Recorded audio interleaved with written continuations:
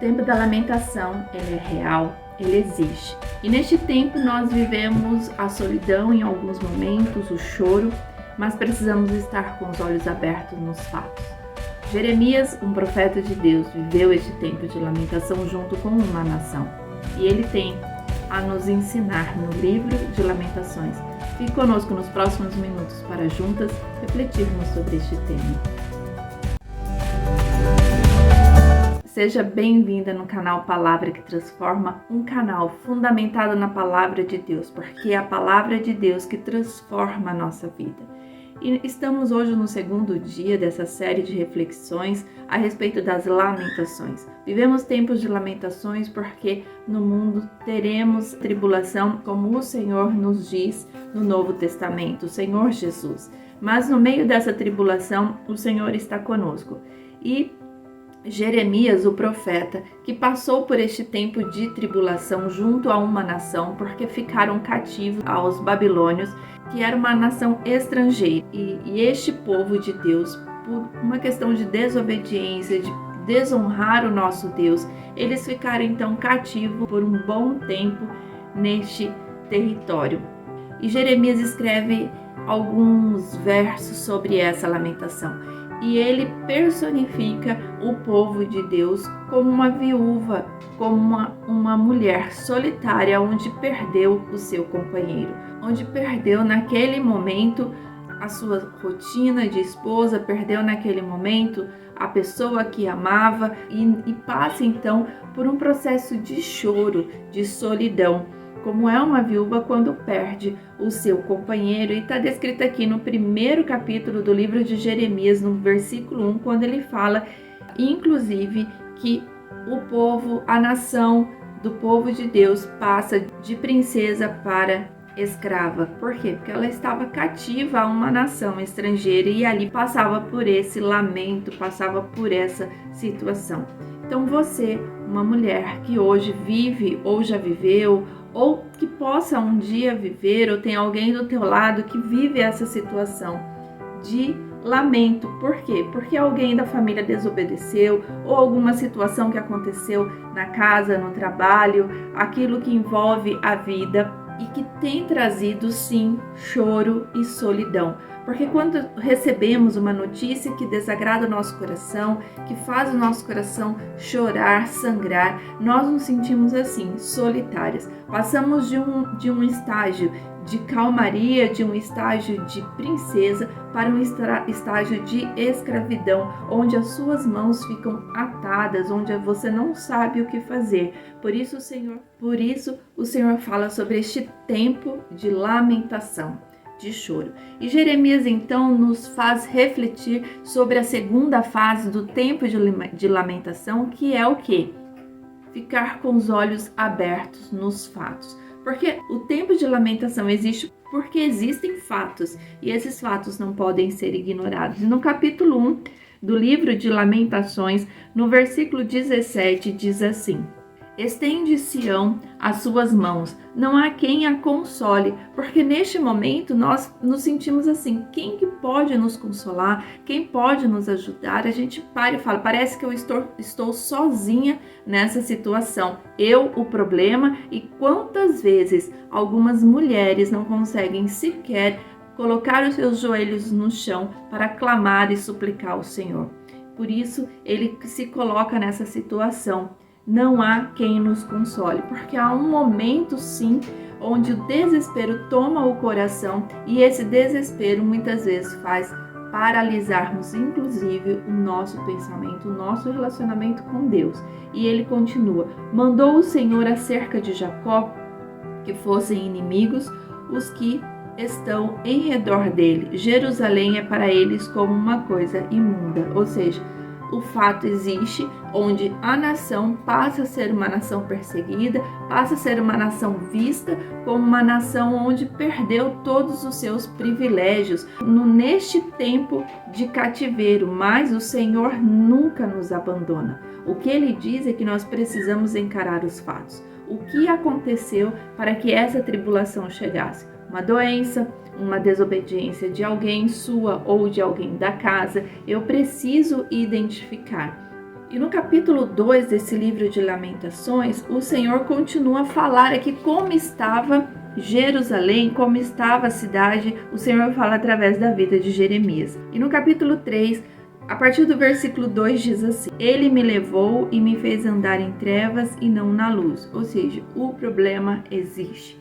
Se o seu coração está aflito com algo, acalme o teu coração neste momento de choro, muitas vezes se sentindo solitária, mas busque em Deus a força para se ajoelhar, para entrar no momento de oração com Deus e falar: Senhor, o que realmente está acontecendo?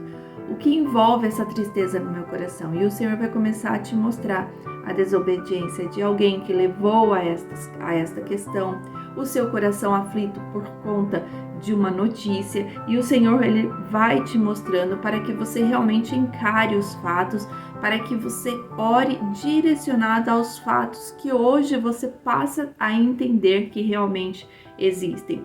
Ou o desânimo que tem tomado conta no seu coração, ele procede do quê? Ou de quem? Ou é algo que realmente é físico, é hormonal, por exemplo, nós mulheres, e precisamos entender sim, para que possamos prosseguir, enxergar os fatos e dizer: Senhor, me ajude, me oriente, me faça perceber os fatos para que eu seja ensinada por Ti para passar por tudo isso. Aqui no capítulo 3, Jeremias ele tem em seus versos sobre essa questão. Na minha Bíblia tem o título assim: A Tristeza de Jeremias. Ele convida o povo a reconhecer o seu pecado e a voltar para Deus para obter misericórdia. Então, primeiro eu preciso reconhecer os meus pecados.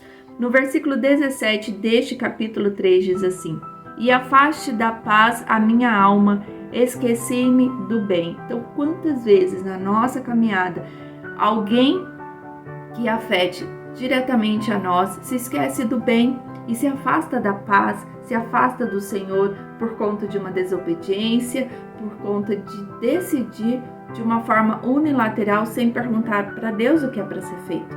E assim também você pode ter essa atitude. Então é quando a gente se afasta. E ele continua: Então disse eu, já pereceu a minha força, como também a minha esperança no Senhor. É quando nós nos sentimos fracas, enfraquecidas no problema e às vezes não conseguimos nem buscar ao Senhor.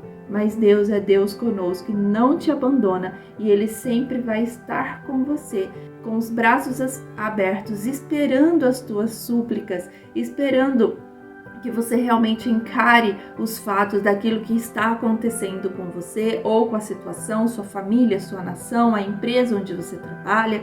Independente de onde esteja o problema, o Senhor ele está com você, te observando, te guardando, porque Ele é Deus conosco. E no versículo 19 diz assim: Lembra-te da minha aflição e do meu pranto, do absinto e do fel.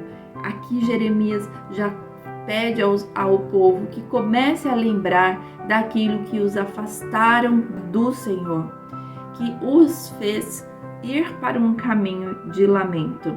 Alguém que passa por um processo de lamentação, por uma situação, mas a pessoa que caminha com Deus, ela tem uma esperança em Deus, de que algo pode acontecer e que neste processo Deus cuida e orienta. A diferença daquele que não caminha com Deus é que ele sofre realmente sozinho. Aquela sensação inicial da lamentação, ela persiste naquele que não caminha com o Senhor. Mas quando você decide entregar tudo no altar, a primeira fase de solidão ela desaparece e vai desaparecer na sua vida em nome de Jesus. Por quê? Porque você começa agora a colocar tudo no altar do Senhor e pedir socorro a Ele. Aqui no versículo 22 do capítulo 3 diz assim: As misericórdias do Senhor são a causa de não sermos consumidos. Então, por que nós não somos consumidos numa situação de tanta tristeza, de tanta solidão inicial? Porque há um Deus que está conosco e a misericórdia dele não nos faz ser consumidas. Porque a sua misericórdia não tem fim. E ele continua: Novas são cada manhã, grande é a tua fidelidade. A minha porção é o Senhor, diz a minha alma, portanto esperarei nele. Encarar os fatos é dizer que realmente existem, descobrir por que isso aconteceu e o Senhor pode dizer, faz parte da vida, se for algo físico, faz parte do desgaste físico, da idade. Se é por a desobediência de alguém, o Senhor vai te falar. Se é uma desobediência da sua parte, o Senhor também vai falar. O Senhor vai falar ao seu coração.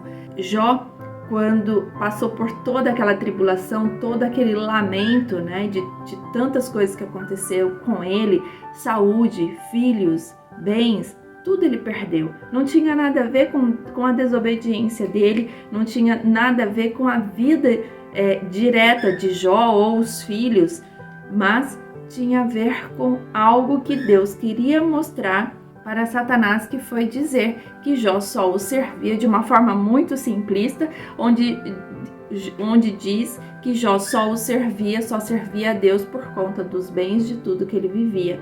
E aí, então, ali tem um desenrolar da história de Jó, que não é a reflexão, mas só para nos fazermos lembrar que mesmo em tempo de lamentação, onde não tem uma causa raiz, mas o Senhor muitas vezes permite para aprendizado de outras pessoas, para que você realmente cresça nesse momento, ou por algo que muitas vezes nem conseguimos enxergar, mas Deus nunca vai te abandonar. E quando nós reconhecemos os fatos, nós entregamos estes fatos no altar do Senhor, pedindo a misericórdia e sabendo que Ele está conosco e que nos socorrerá em cada detalhe do tempo de lamentação que você tem vivido. A próxima fase, arrependimento, que vamos refletir na próxima publicação. Não deixe também de assistir a primeira parte que fala sobre o choro e a solidão. Vou deixar o link na descrição, vou deixar também no final dessa reflexão a janela que te levará à playlist deste tema. Fique com esta palavra e não desista. No tempo de lamentação, o Senhor está contigo. Só não abafe os fatos, encare-os para que você cresça neste processo. Que Deus te abençoe, em nome de Jesus. Amém.